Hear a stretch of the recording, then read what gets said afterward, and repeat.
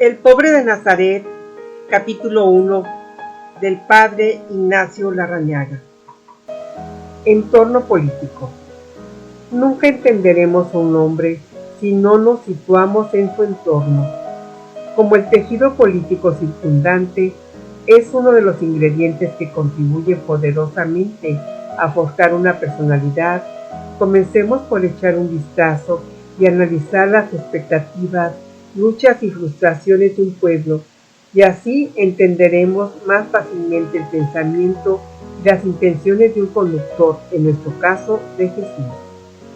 La colonización de Palestina comienza en el año 63 a.C., en el que Pompeyo, después de una brillante expedición militar por la amplitud del Mediterráneo, consideró de la mayor conveniencia geopolítica anexar al imperio el territorio palestino, y luego de un par de paseos militares por el país de los judíos, llevó a cabo su propósito sin encontrar mayor resistencia. A pesar de todo, la política romana fue hasta cierto punto flexible y benévola, consistiendo en colocar gobernantes nativos al frente de esos territorios. En el año 40 a.C., Roma nombró rey de Judea al idumeo Herodes, llamado el Grande, que tuvo un largo, brillante y cruel reinado, apoyado siempre en el brazo militar romano. A su muerte, Arquelao, tan cruel como su padre, aunque no tan eficiente, heredó Judea y Samaria, pero su breve reinado fue tan arbitrario y despótico que los judíos y samaritanos, exasperados, pidieron a Roma la deposición del sanguinario monarca. Y Roma, después de deponerlo, envió por primera vez a un procurador, lo que implicaba el dominio directo de Roma, con sus plenos poderes sobre todo el territorio palestino. A estas alturas, Jesús debía contar algo menos de 12 años, y aquí comienza la era más turbulenta y aciaga de la nación judía, que culminaría finalmente en el exterminio casi total del templo, de la ciudad y de la nación en el año 70. Esa fue la época en que Jesús vivió, actuó y sufrió. Entre tanto, en Galilea, a la muerte de Herodes el Grande, le sucedió su hijo Herodes Antipas, un reyezuelo sin categoría ni autoridad, un títere.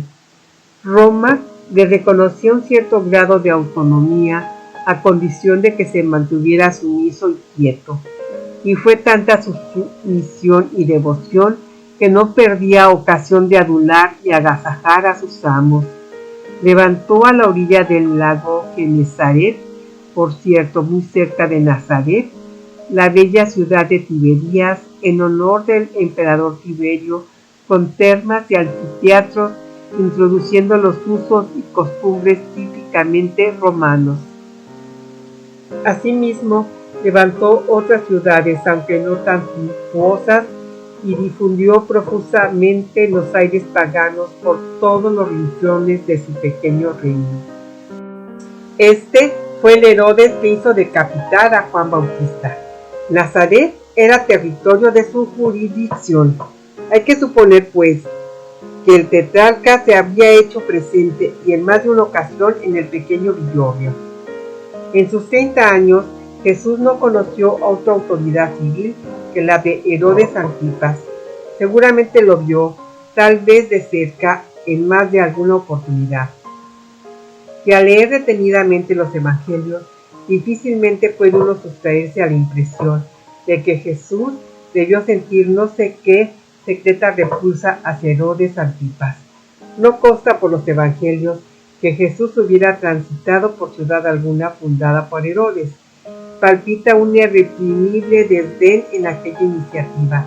Ese zorro, cuando en las horas de la pasión llevaron a Jesús a su presencia, el maestro ni siquiera abrió la boca, guardando un completo silencio.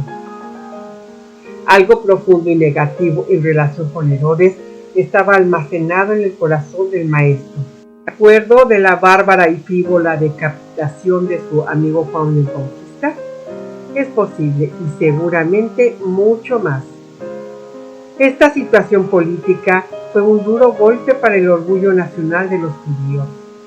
Siempre habían creído en su destino como pueblo elegido, soñado en que un día todas las naciones se postrarían ante su Dios en el templo de Jerusalén. Pero la realidad que tenían que roer era una cáscara distinta y muy amarga. En Cesarea se había levantado un templo espectacular en honor del divino Augusto, representado como Zeus. Por todas partes surgían anfiteatros, teatros y gimnasios, en los que tanto en Cesarea como en Jerusalén, cada 4 años organizaban torneos, justas y campeonatos en honor del divino Augusto. Y como símbolo insolente y estridente de esta absoluta dominación, sobre el frontis del pórtico principal del templo, una enorme águila imperial presidía la vida de la nación. Esta dominación romana tenía, sobre todo, una expresión concreta e irritante: la opresión económica. En efecto, además de los impuestos indirectos como peajes, derechos de aduanas y 1000 otras tasas, las provincias ocupadas tenían que pagar a Roma los tributos. Es verdad que esas imposiciones eran canceladas por las autoridades de las provincias, pero estas a su vez clavaban con pesados impuestos a cada uno de los ciudadanos del pueblo judío, salvo a los ancianos y a los niños. Esta situación fue exacerbando los ánimos de la gente, porque para el pueblo los atributos equivalían a un sacrilegio, ya que se trataba, así lo entendían, del dinero de Dios. Y como era de prever, en el seno del pueblo oprimido y estimado, la irritación fue creciendo como una llama amenazadora, justamente en los años juveniles de Jesús. Y esta sorda rebelión fue incubándose, cosa extraña, precisamente en el país del norte, en la llamada Galilea de los Gentiles, bien lejos del centro de poder. Aquí habría de nacer también el movimiento de los celotes, hombres de extracción campesina y muy religiosos, que con variada suerte y a través de diversas alternativas habrían de hostigar a las guarniciones romanas hasta que con su resistencia fue totalmente aniquilada en el año 70. Concretamente, cuando Jesús bordeaba los 20 años, tuvo lugar una de las insurrecciones más sangrientas en las proximidades de Nazaret. Efectivamente, por ese tiempo, Judas el Galileo organizó y dirigió victoriosamente una violenta rebelión contra Roma, poniéndose al frente de un numeroso y fanatizado escuadrón de insurrectos. Se dirigió a la ciudad fortificada de Séforis, la asaltaron, pasaron la espada a toda la guarnición romana allí apostada y se instalaron firmemente allí, atrincherándose en el recinto amurallado. Vana ilusión. Poco le duró el sabor de la victoria. A los pocos meses, el legado de Siria, Quintilio Varo, llegó a marchas forzadas con un fuerte destacamento militar, redujo la ciudad a ceniza y 2000 celotes fueron crucificados. La resistencia recibió así un golpe mortal, pero no definitivo. Todo esto sucedía a pocas millas de Nazaret, y hay que calcular que entre los insurrectos y luego crucificados habría algunos vecinos de Nazaret, jóvenes de una edad aproximada a la de Jesús y probablemente amigos suyos. Sin embargo, no disponemos de indicios claros en los documentos evangélicos como para afirmar o negar que Jesús simpatizara con estos movimientos insurreccionales o si tuvo algún contacto con los rebeldes. Solo podemos afirmar que esta tensa situación política en la que Jesús se tuvo que ver inevitablemente inmerso debió dejar de alguna manera huellas en su personalidad como hijo de su tiempo y de su pueblo que era. solo en la noche. Una palmera del desierto, combatida por el viento, en nada se diferencia de otra palmera. Una ola del mar, agitado, no se distingue de otra ola. El pobre de Nazaret tampoco se distinguía de cualquier otro joven de su edad, salvo quizás por un destello casi imperceptible que le venía de lejos, no se sabía de dónde. Sin embargo, dos hechos debieron golpear fuertemente la atención de los aldeanos de Nazaret: el celibato de Jesús y sus frecuentes salidas a lugares solitarios y retirados, todo envuelto en un aire de misterio difícil de descifrar. El estado de soltería de Jesús a sus 25 o 30 años debió parecer a los nazaretanos algo muy extraño e inconcebible. Todavía se escuchaban por entonces los lamentos del hijo de Jefté, vagando con sus compañeras por los montes de Israel, llorando su virginidad, por el voto que su padre había hecho comprometiendo la virginidad de su hija, como nos cuenta Jueces 11. Por entonces, la virginidad era una tragedia para la mujer y para el hombre, un desatino inconcebible que no encajaba en los parámetros mentales de un israelita, casi un atentado contra el mandamiento fundamental de crecer y multiplicarse dado por Dios a la humanidad y contra toda la seguridad interior del pueblo de Israel. Sin embargo, para el pobre de Nazaret fue tan connatural como para la primavera la flor, dentro de su identificación personal, el gran pobre. Su virginidad fue como un desierto dilatadísimo en el que no hay contornos, sino tan solo una línea azul en el horizonte, y en donde los extremos quedan entrelazados por un arcoíris de silencio. Su virginidad consistió en cavar y cavar sucesivas profundidades tierra adentro y tierra abajo, hasta tocar el corazón mismo del mundo, sin dejar a su paso ni una raíz ni una semilla. Consistió en enviar al desierto las fragantes ilusiones, las promesas de juventud, la rosa del amor, el calor de las ternuras, y quedarse a solas bajo un sicomoro, deshabitado, apaciguado y vacío. Consistió en quedarse en el puerto y ver partir los navíos a la mar, a los confines del mundo, no para blandir espadas ni conquistar reinos, sino para construir nidos, regar las ilusiones y abrir cauces a la vida. Su virginidad consistió en atravesar una noche fría, solitariamente como los antiguos combatientes, llevando en la mano tan solo una lámpara de tenue luz. Lanzó por los aires las monarquías levantadas sobre rosas, y él se quedó solitario como una pequeña planta desamparada en medio del temporal, sin cobijo ni abrigo. Las emociones humanas, que de por sí son clamorosas en su corazón solitario, quedaron en calma, como una llama apagada. Silencio, soledad, vacío, nada. Y ahora sí, ahora el infinito puede descender para habitar en un vacío infinito. En la tierra del gran pobre nació y creció altísimo el árbol de la libertad, a cuya sombra podrán sentarse todos los pobres del mundo.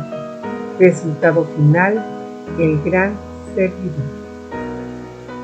Con los evangelios en la mano, veremos ahora que en los días de evangelización Jesús acostumbraba a retirarse a orar con una frecuencia considerable y con las siguientes características: siempre solo, casi siempre en una montaña o al menos en un lugar retirado y generalmente, no siempre, de noche, y sin pedir autorización ni dar explicaciones a nadie.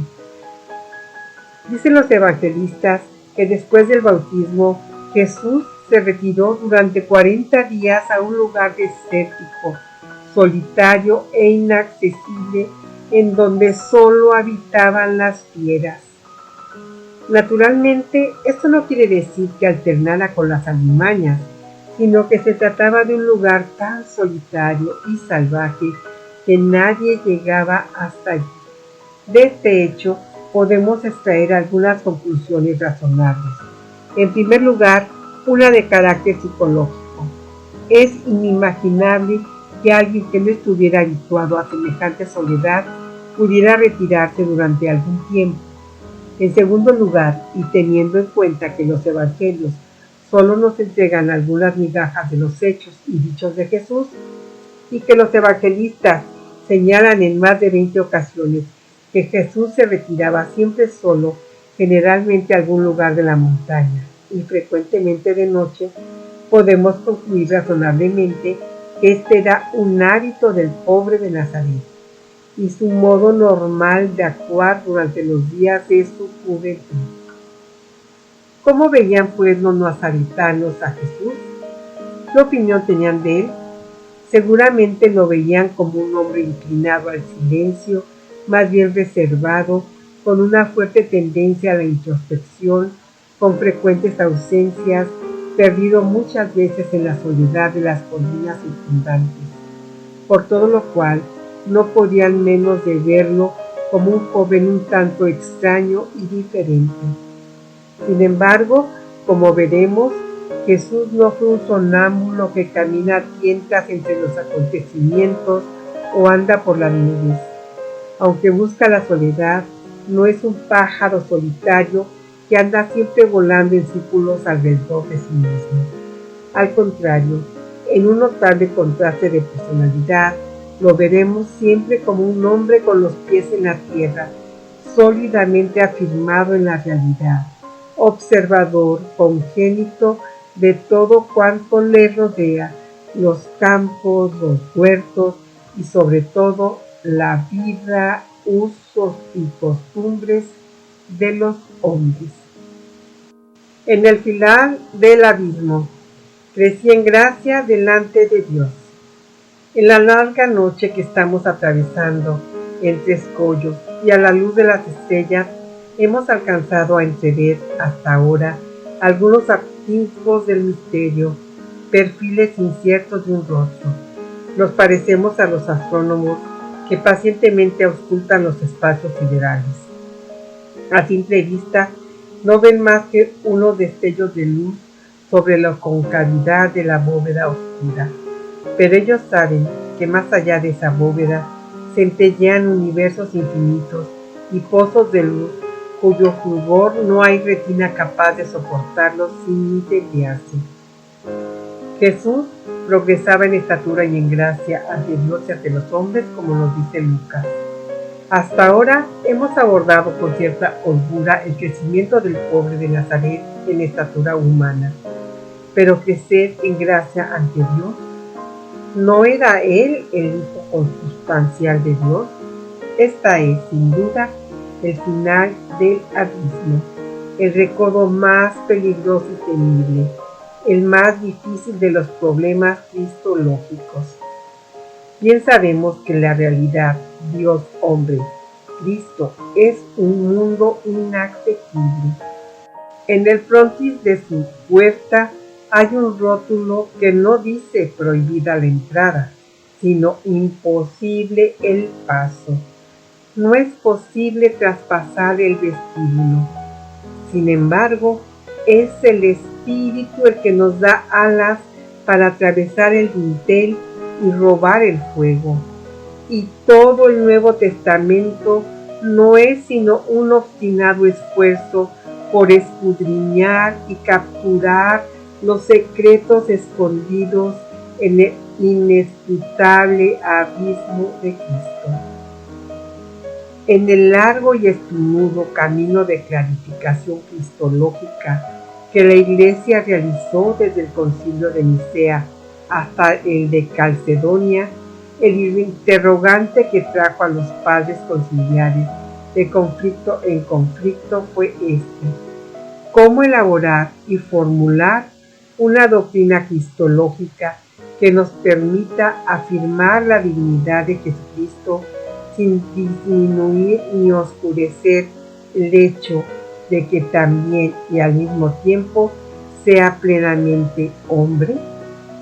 Siempre existe el peligro de que cuando nombramos y confesamos a Jesucristo como Dios, estemos al mismo tiempo recortando o violentando lo que hay en él de típicamente humano: libertad, crecimiento evolutivo, incertidumbre, miedo, angustia, desaliento, sobresalto, dudar, no ver con claridad el camino a seguir, verlo después con mayor claridad, corregir rumbo sobre la marcha, en su condición de itinerante, esforzarse por ver la voluntad del Padre a través de acontecimientos imprevistos, vicisitudes y estados de ánimo que, de acuerdo con los evangelios, Cristo vivió amplia e intensamente. ¿Cómo afirmar que vivió todas estas situaciones si en cuanto Dios lo sabía todo? ¿Y dónde quedarían la libertad y el mérito? Debemos evitar el peligro de hacer de Cristo un robot impasible y erático. Pero de todas maneras, Cristo era también y al mismo tiempo Hijo consubstancial de Dios. ¿Cómo conjugar, pues, a nivel humano estas dos realidades? ¿Cómo traducirlo de una manera satisfactoria y convincente en fórmulas humanas y expresarlo con palabras accesibles para nuestra mente? Tarea difícil y aún casi imposible. Preguntémoselo, si no, a los padres conciliares de Nicea y Calcedonia. De cualquier manera, y situándonos en la perspectiva de una profunda fe, digamos que no sabemos cómo, pero sabemos y estamos seguros de que Jesucristo no es Dios a costa del hombre, ni hombre a costa de Dios, sino perfectamente Dios y perfectamente hombre a un mismo tiempo. Después de este esclarecimiento, volvemos a preguntarnos: ¿cómo se entiende? ¿Qué significa este crecimiento de Jesús en gracia delante de Dios? Ya que el Espíritu nos da la audacia de explorar regiones inéditas, yo me aventuraría a proponer en las páginas que siguen una hipótesis, o mejor, una intuición que nos ayude a entender mejor en qué consiste este crecer de Jesús en las experiencias divinas. He aquí una síntesis de lo que nos proponemos exponer a continuación. Jesús, como todo israelita, vivió durante su infancia y adolescencia su relación con Dios dentro del contexto teológico del pueblo en que nació y creció, es decir, una relación con un Dios absoluto y eterno. Pero más tarde, en la etapa de evangelización, Jesús anuncia un mensaje que está centrado en una novedad sustancial para los esquemas teológicos de Israel: el Dios Padre. Hay que suponer, pues, que a partir de determinada edad, el joven Jesús, en ese proceso de crecimiento en la experiencia de Dios de que nos habla Lucas, comenzó a relacionarse y experimentar a Dios de una manera esencialmente diferente, una manera que, fuera de algunos fugitivos vislumbres, ningún profeta de Israel había intuido ni vivido. El joven Jesús sobrepasó la etapa del suspenso y el vértigo espiritual típica de los salmistas y profetas para sumergirse por completo en la zona de la confianza, y comenzó a tratar con Dios como el Padre más querido y amante de la tierra. Algunas de las ideas expuestas a continuación han sido extractadas de mi libro Muéstrame tu rostro. Una historia monoteísta. En sus orígenes, Israel había vivido perdido y casi disuelto en el seno de los grandes imperios: Egipto, Asiria, Babilonia, pueblos politeístas e idólatras. Salidos de Egipto después de una travesía de sol y arena e instalados en Palestina, también aquí los israelitas vivieron en todo momento rodeados de tribus idólatras, cananeos, filisteos, jebuseos. A lo largo de los siglos, Israel, cansado de un Dios exigente, había sentido la seducción de otros dioses, más humanos y gratificantes, y en más de una ocasión se dejó seducir sin dificultad. Pero en medio de este pueblo frívolo y voluble, Dios suscitó una y otra vez a unos hombres de fuego, los profetas, que conjugando la amenaza con la ternura, conseguían que Israel retornara a su Dios, pagando en más de una ocasión su celo con un final violento. Así, con sangre, muerte y lágrimas, Israel llegó a formar un monoteísmo radical y santamente fanático. Esta tradición monoteísta había esculpido un credo de granito llamado Shema, que todo israelita rezaba 2 veces por día. El Shema no solo era la viga maestra de toda oración judía, sino también la sangre de la cultura nacional, la bandera de la patria y la expresión de la última razón de ser de Israel. Israel, Yahvé nuestro Dios, es uno y único. Amarás pues a Yahvé tu Dios con toda tu alma, con todo tu corazón, con todas tus fuerzas, como nos dice Deuteronomio. Jesús, desde que fue capaz de balbucear las primeras palabras en arameo, aprendió de memoria estos versículos, desde que el niño, a través del proceso evolutivo de la infancia, fue capaz de asimilar el sentido de las palabras. Su espíritu se nutrió con el recio alimento del Shema. Más tarde, repitió millares de veces estas mismas palabras, cuando todavía caminaba de la mano de su madre, cuando iba con el cántaro a la fuente, cuando ascendía las onduladas colinas para recoger leña o cuidar de los cabritos, cuando yo adolescente a los 15 años salía a las noches estrelladas o en el humilde taller modelaba un yugo de bueyes o una carreta. Este es un dato de capital importancia para vislumbrar la vida interior de Jesús y que nos permite afirmar que su primera vivencia religiosa fue la experiencia de lo absoluto de Dios. A los 5 años, Jesús comenzó a frecuentar, como todos los niños de Israel, la Beta Sefer, institución docente equivalente a nuestras escuelas primarias que dependían de la sinagoga. De la misma manera que en nuestra catequesis, uno de los primeros gestos que aprenden los niños es santiguarse.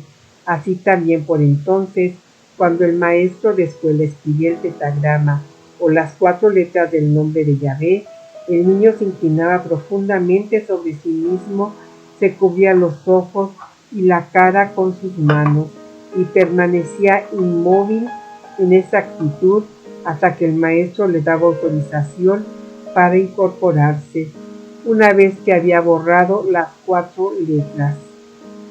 De esta manera tan fuertemente expresiva, adoró Jesús al Eterno por largos años de su vida. En los días de Jesús ya se rezaba en Israel la oración por excelencia llamada Tefilá. En la sinagoga se recitaba esta oración en forma solemne y coral, pero todo israelita, desde que tenía uso de razón, debía rezarla 3 veces al día en horas estrictamente señaladas, ya estuviera comiendo, viajando, trabajando, conversando. Llegado la hora señalada, todo israelita suspendía su ocupación. Se ponía de pie vuelto hacia Jerusalén y rezaba: Bendito seas Yahvé, Dios nuestro y Dios de nuestros padres, Dios grande y héroe formidable, escudo nuestro y escudo de nuestros padres, nuestra esperanza de generación en generación. Tú abates a los que están elevados y resucitas a los muertos. Traes el viento y haces descender el rocío. Conservas la vida y vivificas a los muertos. No hay Dios fuera de ti. Tú que ordenas a las estrellas en su lugar en la inmensidad, creando el día y la noche, llevándote el día y trayendo la noche. Bendito seas eterno, que haces anochecer a las noches. El aliento exaltado que respiran estas estrofas debió recorrer y agitar el mar profundo de los sentimientos de Jesús, las planicies sosegadas de su infancia y la pasión llameante de su juventud.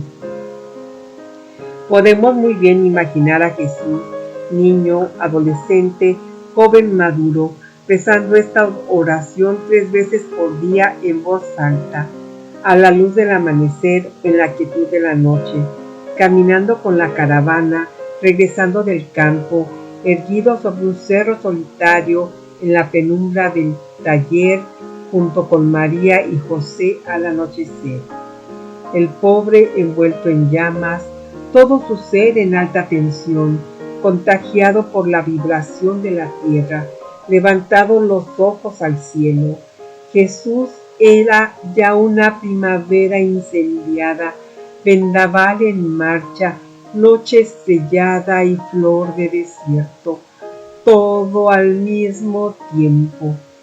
Ya desde niño el Eterno lo llenó de fuerza y de pasión. Este es el contexto religioso en que el pobre se abrió a la vida. Sus primeras experiencias religiosas, de la misma manera que las de cualquier israelita, fueron vivencias del absoluto.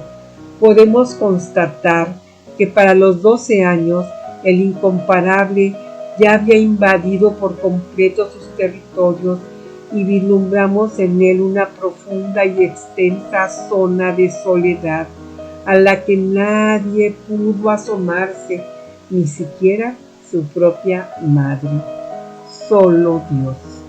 Jesús tomó completamente en serio el absoluto de Dios y lo llevó hasta las últimas consecuencias.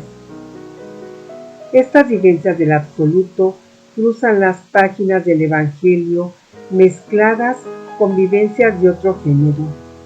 Jesús habla de Dios y sentimos detrás de sus palabras el eco de una gran pasión, y recoge las voces de los grandes profetas y las lleva a una altura estremecida. La iniciativa y la consumación solo a Dios pertenecen. Él organiza las bodas y sale por los caminos usando invitaciones. ¿Dónde y cuándo se apagará el fuego de la humanidad? Solo Dios sabe la hora exacta, nos dice en Marcos.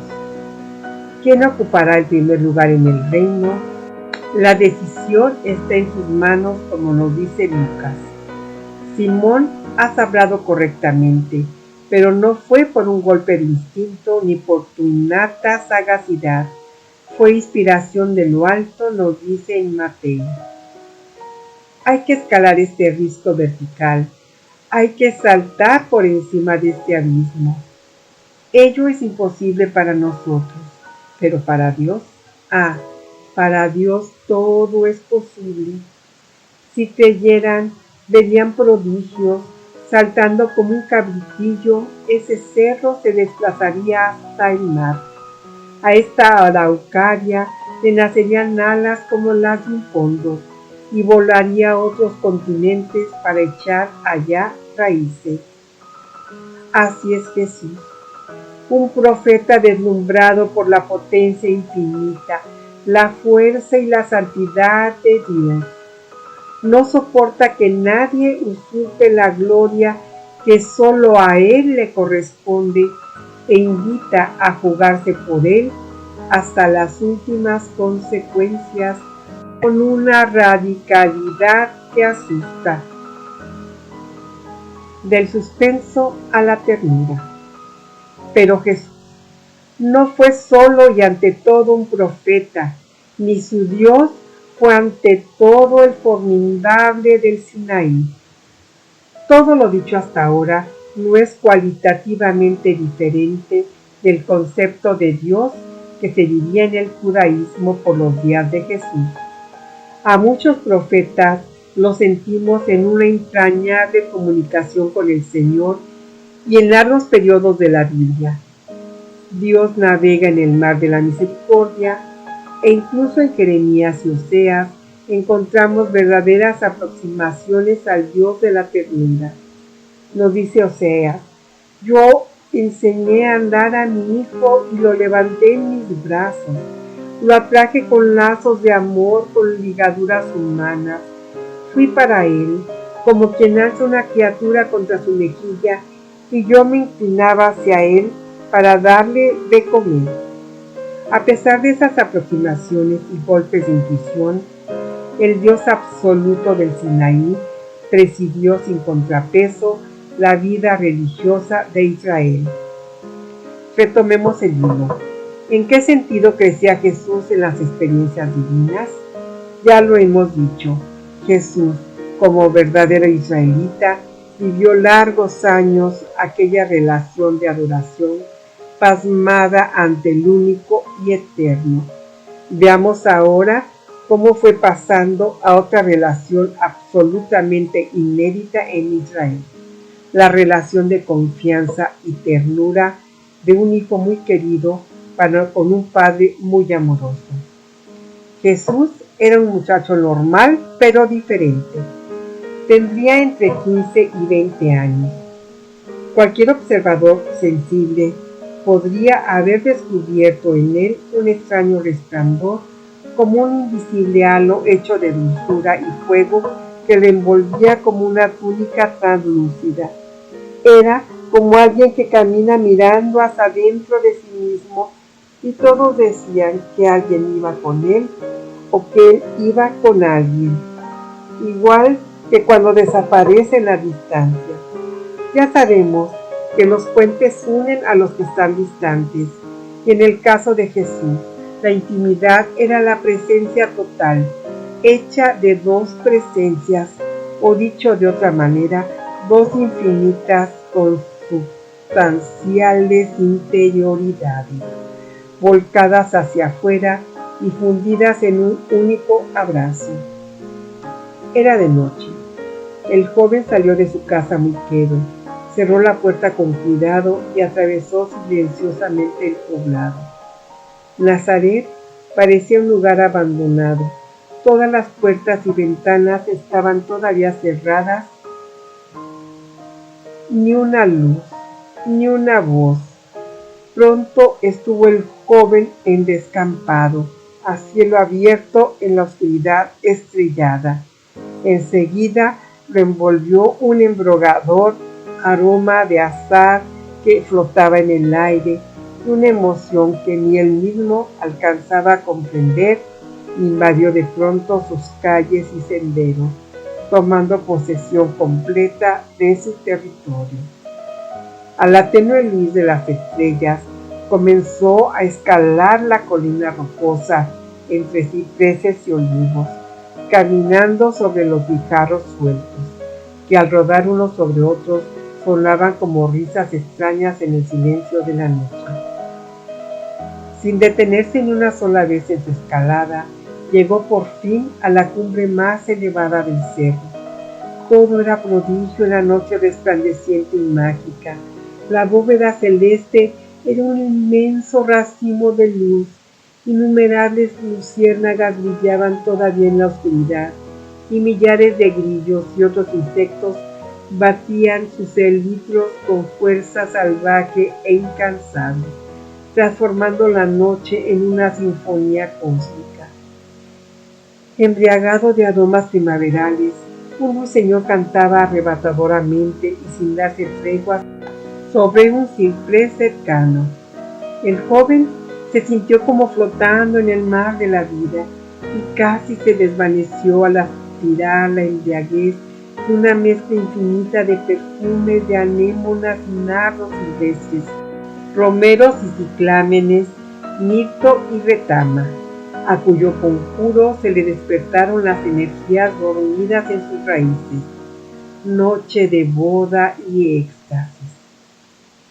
Dicen que el amor nace de una mirada, es un momento de olvidarse, crece en la medida que aumentan los deseos de darse y finalmente se consuma en el olvido total de un gozo recíproco.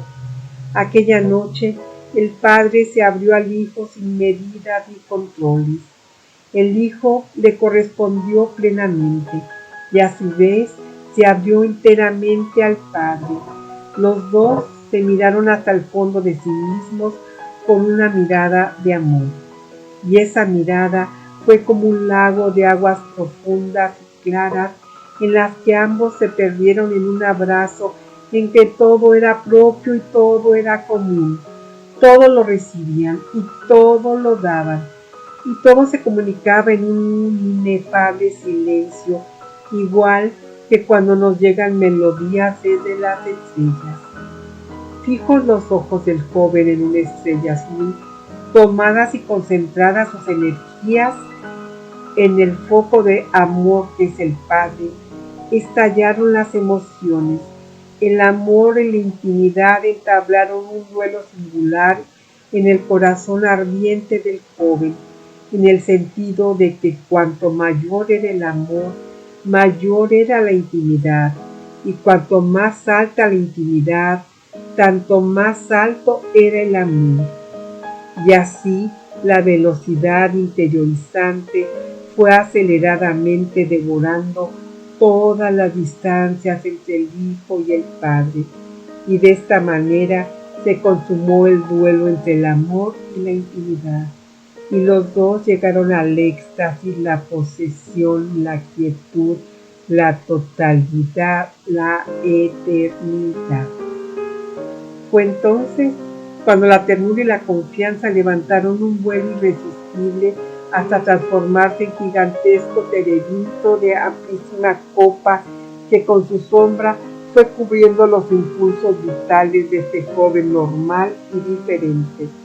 Sus arterias se tornaron en ríos caudalosos de dulzura y por todas partes le nacieron vertientes de confianza dirigidas hacia el centro del amor. Esta Pascua no se consume naturalmente en una sola noche. Fue un largo caminar a través de varios años, como en todo lo humano por lo demás.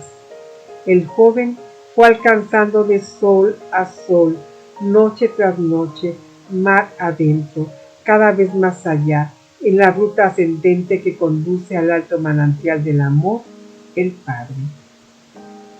Con un temperamento tan sensible como el suyo, el joven fue dando paso tras paso, experimentando progresivamente diferentes sensaciones y percibiendo cada vez más con mayor claridad que Dios no es precisamente el temible del Sinaí. Hacia el vértice del amor. Sigamos al pobre de Nazaret en su ascensión. ¿Cuántos años tendría a esas alturas? ¿20? ¿25? Con su temperamento sensible y su profunda piedad, fue adentrándose progresivamente en el mar, mientras la madre laboraba en el sagrado telar a la luz de una lámpara. Y José y Jesús trabajaban el pino, el roble, el ciprés, transformándolos en una mesa o una cuna. En estos años de la juventud de Jesús, se produce la más alta y trascendente transformación interior de todos los tiempos. En su propia carne, Jesús llegó a experimentar que Dios no es ante todo temor, sino amor. No es primordialmente justicia, sino misericordia. Ni siquiera es ante todo majestad, excelencia, santidad, sino perdón, cuidado, proximidad, ternura, solicitud. Hay que nombrarlo pues de otra manera. En adelante no se llamará Yahvé, sino Padre, porque tiene lo que tiene y hace lo que hace un papá ideal de este mundo. Siempre está cerca, comprende, perdona, se preocupa, protege, estimula. Después de experimentar lo que Jesús experimentó, no cabía llamarlo más que con ese nombre que encierra lo que hay de más digno de amor en este mundo, Padre. Y así se alteraba también de alguna manera el primer mandamiento, que en adelante no consistirá en amar a Dios, sino en dejarse amar por Dios, ya que los amados aman. Solo los amados aman, y los amados no pueden dejar de amar, como la luz no puede dejar de iluminar. Un mundo nuevo y la más alta revolución en la patria del Espíritu. La noche ya había devorado la tierra, la vida se había detenido, y en torno todo era silencio. El pobre se despidió de su madre que respetaba, no sin cierto suspenso, aquellas sustancias del hijo. Este salió cuidadosamente de su casa y al instante desapareció en la oscuridad. Desde las entrañas de la tierra y desde donde no se sabía qué mundo le subía al joven el presentimiento de que aquella noche sería diferente. Podrían aparecer nuevas constelaciones o hundirse antiguas galaxias. Al pasar junto a un huerto, se levantó una leve brisa y todas las hojas de los limoneros se pusieron a susurrar gozosamente, como un anuncio feliz. La tierra olía a resina y miel silvestre. El joven ascendió como de costumbre por la rocosa colina. Para cuando alcanzó la altura más encumbrada, ya estaba perdido en el mar. La noche profunda y oscura comenzó a transfigurarse, pero la luz no era luz. Las estrellas rojas y las estrellas azules se alejaban, distanciándose cada vez más hasta desaparecer por completo. Los perfiles de los cerros recortados contra las estrellas se hundieron también en el mar y desaparecieron. Todo desapareció, mientras una marea hecha de miel y misericordia subía irremediablemente, y con sus inmensas alas, que abarcaban la amplitud del mundo, devastó todos los contornos, el firmamento, la llanura, las rocas, los barrancos, la primavera, el tiempo, la soledad, el exilio, las monarquías, los ángeles, el fuego. Solo quedó el mar, el amor, Dios. El joven comenzó también a sentirse progresivamente como una playa inundada por un pleamar de ternura, una pleamar procedente de las más remotas profundidades del océano, como si 10,000 mundos, como si 10,000 brazos convergieran sobre él para cobijarlo, envolverlo y abrazarlo, como si el Padre fuese un dilatado océano y él navegando a velas desplegadas en sus altas aguas, como si el mundo y la vida fuese seguridad, certeza, júbilo y libertad. Todo es gracia y presencia, una presencia amante y envolvente, definitivamente gratuita, sorpresivamente amorosa, violentamente gozosa. Jesús ya tiene 27 o 28 años. Es un trigal maduro, un manzano cuajado de fruta dorada. Cualquier observador sensible podría notar en él un vislumbre diferente, como que el resplandor del Padre lo envolviera con una serena madurez, transformándolo en un abismo colmado, en un pozo de paz. Pero no acabó aquí el crecimiento de Jesús en sus experiencias divinas. Con su gran sensibilidad fue sumergiéndose el pobre cada vez con más frecuencia y mayor profundidad en los encuentros solitarios con el Padre, generalmente de noche y casi siempre en los cerros y colinas que arropan a Nazaret. Fue navegando a velas desplegadas por los altos mares de la ternura. La confianza para con su padre fue perdiendo fronteras y controles. Fue avanzando más y más, cada vez más allá, hacia la profundidad total en el amor. Y así, una noche, en el colmo de la dicha, salió de su boca una palabra chocante e increíble para la teología y la opinión pública de Israel. La palabra Abba, oh mi querido papá. De esta manera, hemos tocado la cumbre más alta de la experiencia religiosa de todos los tiempos.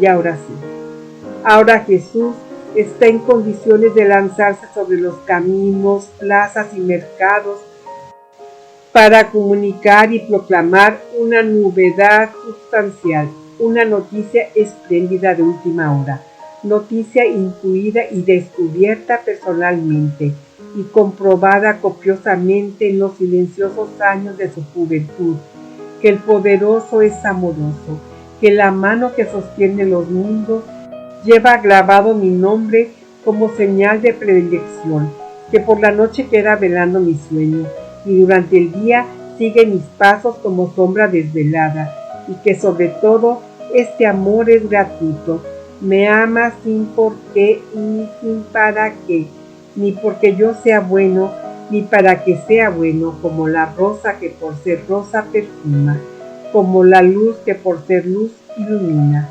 Así, el amor, por ser amor, simplemente y sin motivos, ama. Esta novedad condicionará la trayectoria y las líneas fuertes del mensaje evangélico. La fraternidad universal, la opción por los pobres, el mandamiento del amor. La larga noche ha terminado. Amanece.